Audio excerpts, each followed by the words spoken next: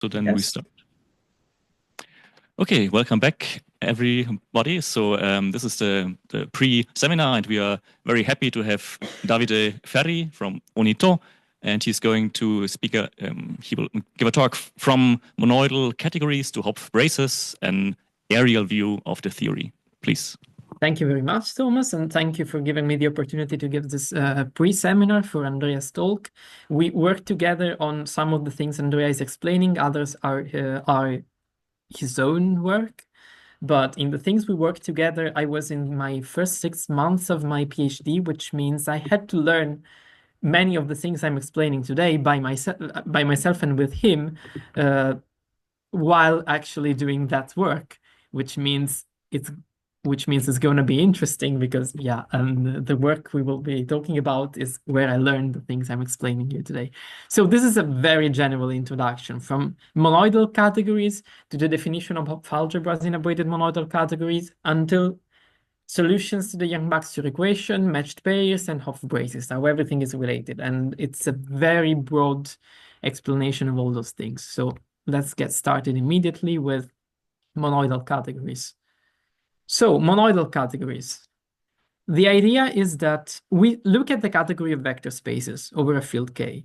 This is endowed with a tensor product, as you all know, and the tensor product satisfies some properties that are very similar to the axioms of a monoid. So it's a kind of a binary operation on the object of vec K, so on the vector spaces, takes two vector spaces and associates the vector space tensor product of them, which is sort of associative. And with sort of, I mean up to isomorphism. This will be important in a moment. And there is a unit object, which is just the field K, such that V tensor, the unit object, is isomorphic to unit object tensor V, isomorphic to V for all V, which, again, isomorphic, not the same. This will be relevant in a moment. And we want to abstract these properties into a definition that I am personally not a fan of super abstract category theory. If I like this definition quite a lot, it means that it's really useful and you really see it everywhere. So bear it in mind because it's always useful. A monoidal category is a category with a binary operation defined on the object and an object 1, which will be the unit object, and natural isomorphisms, which I will explain in a moment what they do. So this binary operation is associative up to this natural isomorphism. And this object 1 is a unit object up to these natural isomorphisms, cancellation on the left and cancellation on the right of the unit object. Now, of course, not all natural isomorphisms like this are associativity constraints, and not all pairs of isomorphisms like this are unit constraints. They have to obey some relation. So, for instance, the associativity constraint has to obey the pentagon equation, which is very important and very nice. And I made a sketch here. The pentagon equation basically means that if I start from this expression, I want to bring all the parentheses to the right, so to the other way, which is this other expression back here. And I can do this in two ways. By moving the big parentheses first, and then moving these ones like this, or first moving the parentheses into here, and then moving the big parentheses, and then moving again into here. And these are two ways to reach the same, and I want them to be the same. This is the constraint that a natural isomorphism of this kind has to satisfy in order to be an associativity constraint. And these two maps, L and R, have to satisfy a triangle axiom, which is also the one you imagine, in order to be actually unit constraint. So if I have the object 1 in the middle, I can associate like this or like this. And here, then I can cancel on the right. And here, then I can cancel on the left, and the two operations have to be the same. So apart from these consistencies with the natural isomorphism constraints, the rest is basically the axioms of a monoid: associativity, left and right unit. Let's see some examples. The first one, of course, has to be vector spaces with the tensor product and 1 equals k.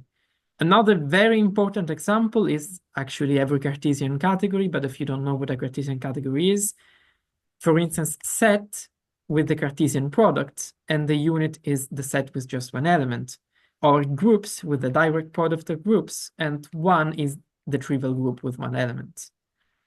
A very important example that will be used a lot also in Andrea's talk is modules over some algebra with the tensor product over A and 1 equals A. And this is my personal favorite because it's wild and complicated and very general, but you don't need to bear this in mind because it's just cursed, which is quivers over a set of vertices lambda with the tensor product over lambda, and 1 is the bundle over lambda with one loop on each vertex. But forget about this completely if you're not into quivers. But if you know what a quiver is, and yeah, this you have a monoidal structure also there, which is nice. So what can we do with monoidal categories? We can define algebras and coalgebras in the most general setting that we know. So what is an algebra? Is an object with a multiplication, A tensor A to A, which join things like that. And the multiplication has to be associative, meaning that if I multiply first the first two things of an expression and then this with the last, this is the same as multiplying the last two and then joining it with the first. And then there is a unit, which I denote like this, which is a map from the one object to A, doing this. If I multiply the unit with anything on the left or on the right, I just get it unchanged. And then if you look at these diagrams, you can just revert them and dualize the entire definition. So what is a coalgebra? Is something with a map from A to A tensor A that doesn't join but split things. And this has to satisfy a co-associativity, which is this condition here, and a co-unit from A to 1, which you can imagine what it has to satisfy.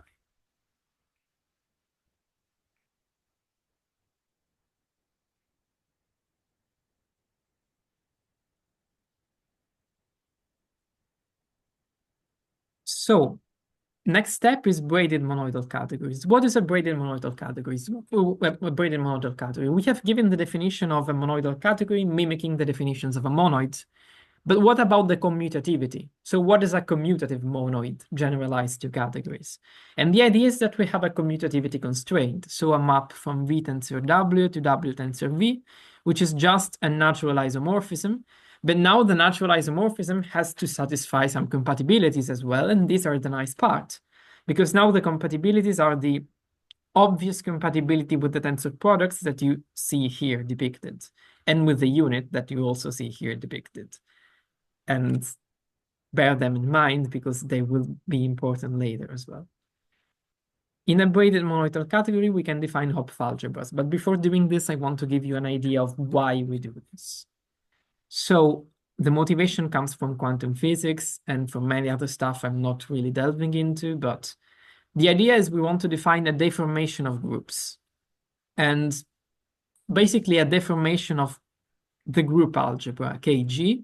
We want to generalize the properties of the group algebra Kg, which has an algebra structure. And the nice thing we try to do is generalize the properties of Kg, but actually what is historically what people have done is generalizing the properties of this other object, which is functions from a group to K, which is naturally a vector space and has a multiplication like all functions onto a field, but also has a co-multiplication, so something that splits, which is defined on the basis. The basis is just the delta functions, the Kronecker delta functions, and you can define on a basis like this, sending delta of G to the sum of delta H tensor delta K over HK equals G.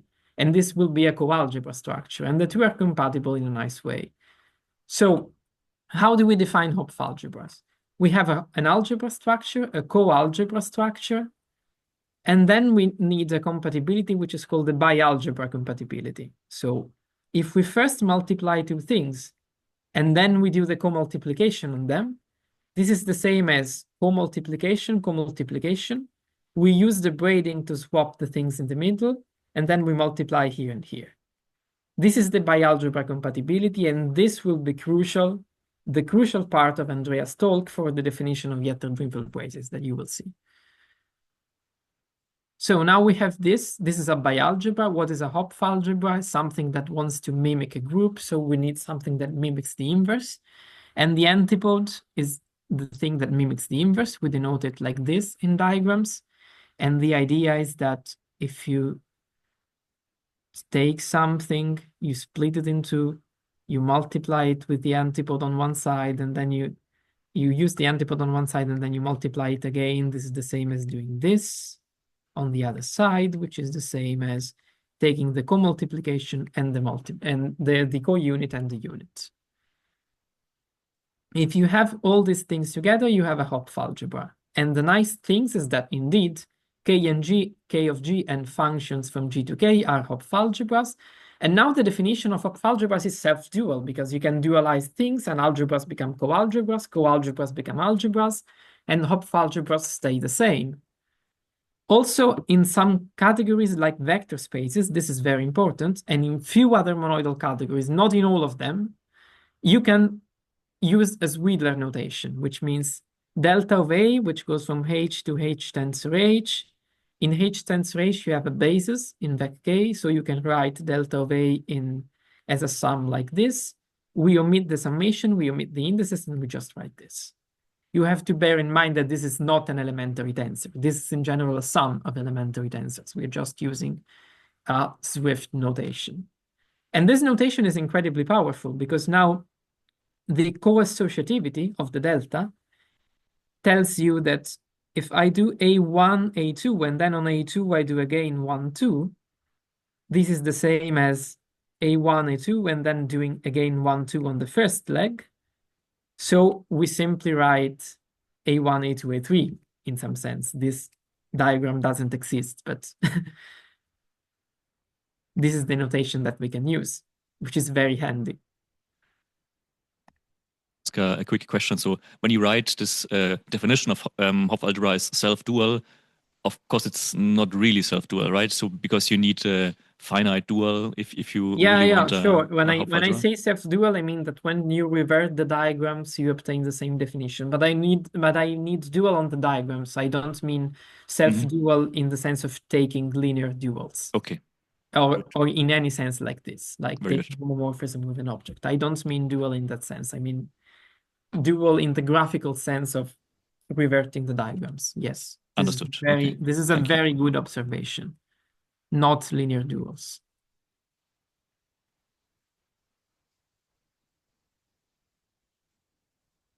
Now a quick review of modules, comodules, and Jeter-Drinfeld modules over Hopf algebra. The last one, the latter, you will see them again in Andreas' talk. So H a Hopf algebra in a monoidal category, and a left module is an object V with an action H tensor V to V, which we denote like this with a diagram. And of course, being an action means that if we multiply and then we act, this is the same as acting. And the action with the identity just doesn't do anything. And then we can dualize this definition. Again, dualizing, I mean, in the sense of diagrams, so we can just revert the diagrams. What is a co-module? You have a co-action, V to H tensor V. And if I take the coaction and then the co-multiplication, this is the same as coaction, coaction. And again, coaction, co-unit is this. What is a Jeter-Drinfeld module? It is both a left module and a left co-module with an action that I denote by this and a coaction for which I use a variant of the Wheeler's notation. Again, this is a sum over stuff that I'm not writing. And the compatibility that they need to satisfy is this one, which looks complicated, but it's actually very nice. What happens when you act and then you do the coaction? Well, you do the coaction, then you split the elements in H, and then you do a conjugation on one side and an action on the other. This is the very natural action. You have this is in H and this is in V. So this is a very natural definition. And Jeter-Drinfeld modules look completely arbitrary at this point, but they're actually made to generalize something some kinds of actions by conjugation in the case of groups. So it is indeed a very natural definition that comes out at this point. Okay, so the second part will be completely unrelated to the first one because the second part of the talk is actually about the Young-Baxter equation or the braid relation, which for me are synonyms, but for Hopf algebra people are not in general. But they are equivalent to each other, so it's fine. And in the title, I'm also including and all that for two reasons. The first reason is that indeed I'm not talking about the Young-Baxter equation purely, but also about some algebraic structures that are related to that, some very important algebraic structures. And the all that is also a nod to a conference that is taking place in Poland this summer, which is called exactly like this. So it's a subliminal advertisement. If you want to know more about the Young-Baxter equation, there is this very nice conference that is taking place this year. And let's go into this topic, which is apparently completely unrelated, but then we will bring them together at the end. Okay, so what is the Young-Baxter equation? What are braided groups and what are skew braces? Okay, the Young-Baxter equation, you kind of know what we're talking about. The Young-Baxter equation in set is this. A solution to the Young-Baxter equation is a map R from x times x to x times x, satisfying, I write this map as a crossing, satisfying the following compatibility.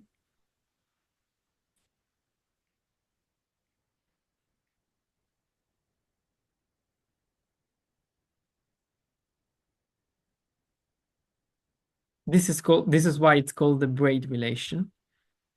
Here, this is an equality in x times x times x. Here I am applying R on the first two legs, then I'm applying R on the second two, and then on the first two, and this must be the same as R on the second two legs, R on the first two legs, and R on the last two legs. This is called the Young-Baxter equation of the braid relation, which again, for Hopf algebra people are not really the same, but I will not make many distinctions at this point because it's not really important. And we will see it in action. It's important for several things. You remember the definition of a braided monoidal category.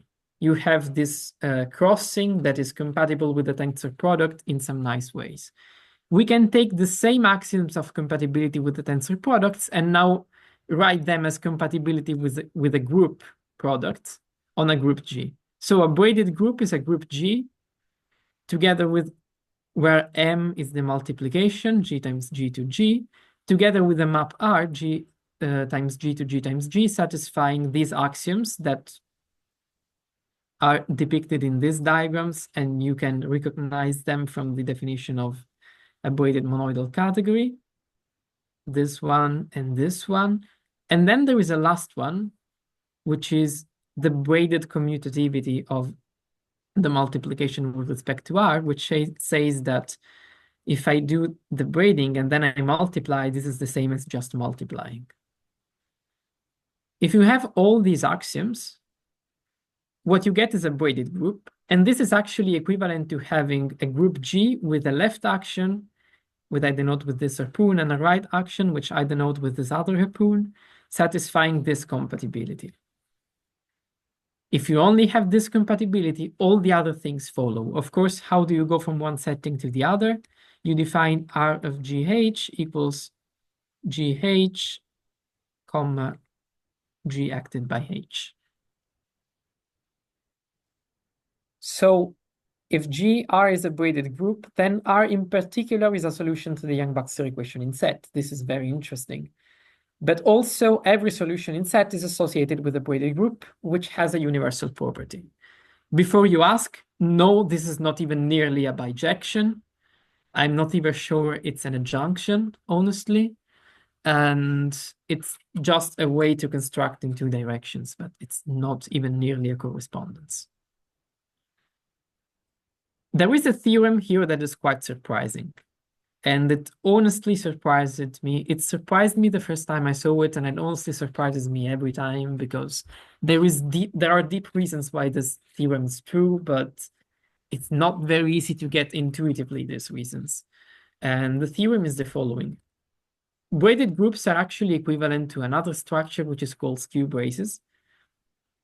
In the non-skew version, it was defined by Rump, but the skew version dates back was defined later by Guarnieri and Vendramin. And this is the definition. A skew brace is a group with a second group operation, and the two operations satisfy the following compatibility. A of B plus C is AB minus A plus AC. It's sort of a twisted distributivity, which looks completely random. I understand. If you have ever seen a heap and heaps or heaps of modules, you can reinterpret this compatibility in terms of heaps and heaps of modules, and it will be very interesting. There are many papers by Brzezinski about this that I really recommend. But if you have never seen this, don't worry. The only thing that I want you to notice about this compatibility is that the neutral element of the dot is the same as the neutral element of the plus. So this compatibility forces the two neutral elements to be the same. So it's not like the compatibility of a ring. They have 1 equals 0 with this. And we have many examples of skew braces, many examples. We have computational databases with many skew braces of all sizes. You can look into it. It's not a weird structure. I mean, it's kind of wild, but it's not so wild, and you have many examples of it. And the theorem is that skew braces are the same as braided groups, the same in a very strong sense, which is an isomorphism of categories between the two things. So having a braided group, you can construct a skew braces by defining the second operation like this, where this A inverse acting on B, yeah, it's the action of one of the two actions of the matched pair of actions. And conversely, if you have two compatible actions, conversely, if you have a skew brace, you can define one of the actions like this, and then the other one is forced from the compatibility. So you can go from one setting to the other. And this is a bijective correspondence, which is even an isomorphism of categories. This is very surprising. If you want a general hint of why this sort of things happen, there is an old theorem that I think is due to Majid, but it has recently been reinterpreted by Yun and Lee an isomorphism between this sort of stuff whenever you have a Hopf algebra with a matched pair of actions. But Andrea will talk about this quite more in details, but this is probably the most general form of a correspondence like this, having on one side something braided with two actions, and on the other side a sort of a transmutation thing. If you have ever seen transmutation, skew braces kind of fall into the setting of Majid's transmutation, but Andrea will talk about it in more detail. So the second chapter of this last part is linearizing skew braces. I'm actually now realizing that I will probably be done before half an hour, which is good. So whenever you want, you can interrupt me with questions, and I will be glad to answer. So, skew braces and braided groups. We want a linear version. We want a version that works for vector spaces. Actually, we would like even more, which is a version that works in every braided monoidal category, but that's probably too much. Let's stick to vector spaces for the moment. And if you try to linearize skew braces to give a linear version, and you think about it for one afternoon or one morning, if you prefer to work in the morning, and you are like me, it takes one afternoon. If you are more intelligent than me, that you probably are, it takes 5 minutes. You will probably come out with the following definition, which is the definition of a Hopf brace. You have a Hopf algebra with a second Hopf algebra structure, which has a different algebra but same co-algebra. And the two satisfy the following compatibility, which is exactly the compatibility of a skew brace, except for the inverse is now substituted by the antipode, and you have a Sweetler notation here. So you have some co-multiplications happening. But it's the linearization of exactly the same compatibility you have for skew braces. Nothing more, nothing less.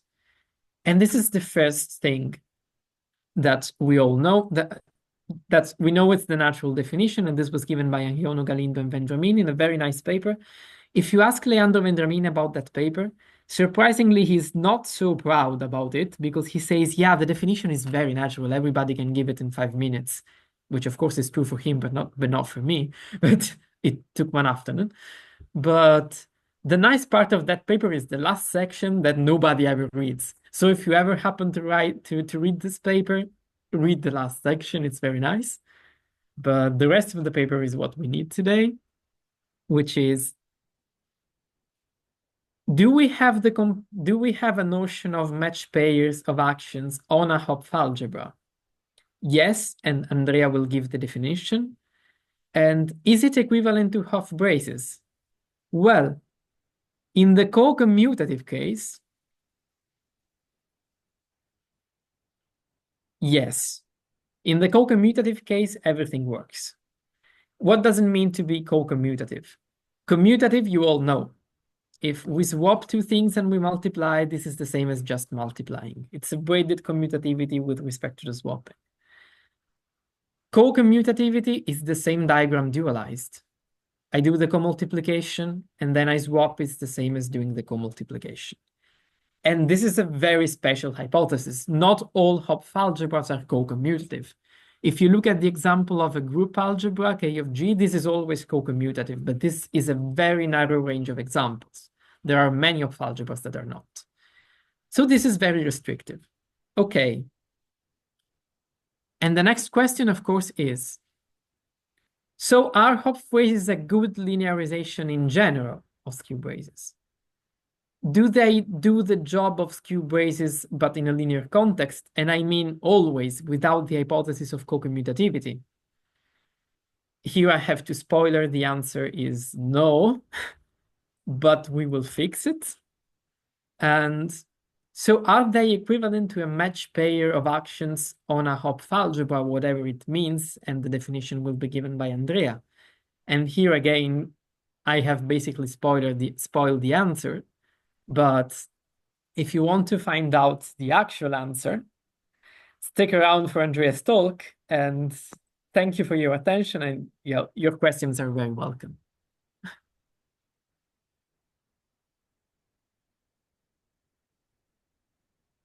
Thank you very much for this great talk. There's time for questions. I have a question, if Yes, that's right. please. Yeah, so first of all, thank you for the talk. It was very instructive.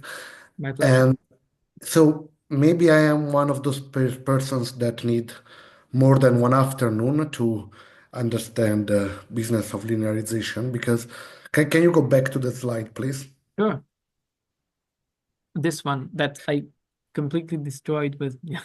Yeah. So yeah, I am surprised by the fact that you are keeping the same coalgebra structure between the two Hopf algebras, and you are changing the algebra structure. Well, whereas I would have expected exactly the opposite to happen, since it's the coalgebra structure that sees the product on the group, right? Or the group structure, right? So what is going on here? Okay, this is very nice. If you have in mind the definition of, if you have in mind the group algebra, then it's the algebra structure that sees the group multiplication. But people defined Hopf algebras looking at this object, which is Okay, sure. Yeah, this. that's what I had in mind. Exactly. And if you have in mind this, which is the right thing to have in mind, so it's very good that you have this in mind, then it's the co-algebra structure that sees the group structure. This is right. So you can define a Hopf co-brace as a Hopf algebra with another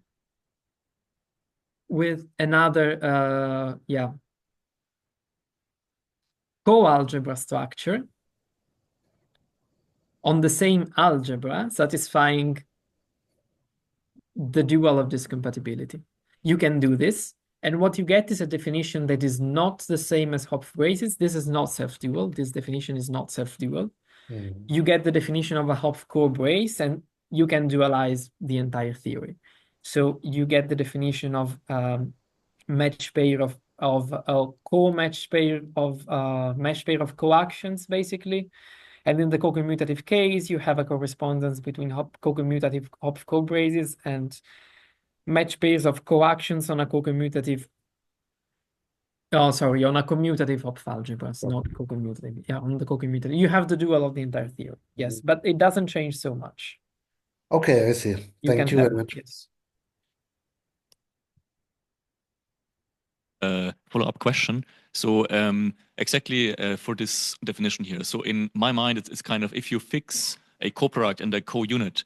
So yeah, how easy is it to find like two different products and units? Because like if I think of some universal enveloping algebra, let's say if you know what primitive elements should do or should look like, then it's kind of fixing a lot of your structure. So it's for example, if you have some universal properties, then in some cases there's just one possible choice of a product and a unit. Maybe the real question is, can you show us a good example of a Hopf brace? Yes, I can show you many. I thought I had no time to show examples, but I clearly had. So yes, I can show you an example, and this is a very nice example. Whenever you have a Hopf algebra with a co-quasi-triangular structure,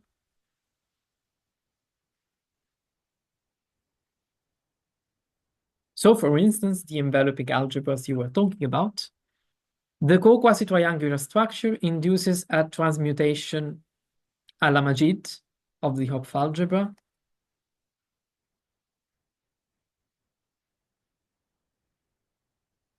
In some cases, which are basically the co-commutative ones, this is indeed a co-commutative Hopf brace structure. So this is already a range of co-commutative Hopf brace structures. Whenever you have a co-quasi-triangular structure, you can transmute it, and you get a Hopf brace structure, which is co-commutative.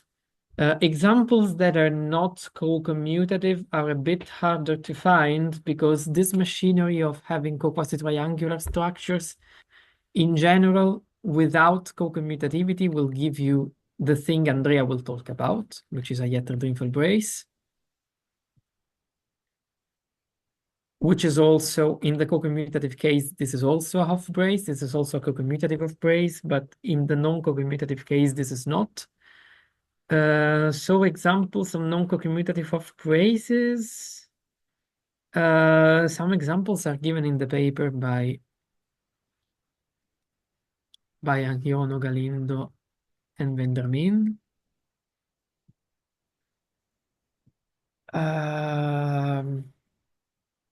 On the Zwiller Hopf algebra, you can prove that all structures of this kind actually come from a transmutation from a quasi-triangular structure. So for instance, on the Zwiller Hopf algebra, you can prove that all of these are of this form. Okay, thank you. Maybe another quick question. So is there a notion of a morphism of a Hopf brace? Yes, and it's basically the thing you expect. You have to preserve both structures and to be a morphism within the coalgebra structures. Okay, it's that simple. And then it automatically preserves the compatibility and all the rest. Okay, makes sense. Okay, are there more questions? Someone? Doesn't seem to be the case. Then let's thank the speaker again. Thank you very much. And yeah, now there's a short break and then there will be the main seminar. Thank you, Davide. Thank you. Thank you again.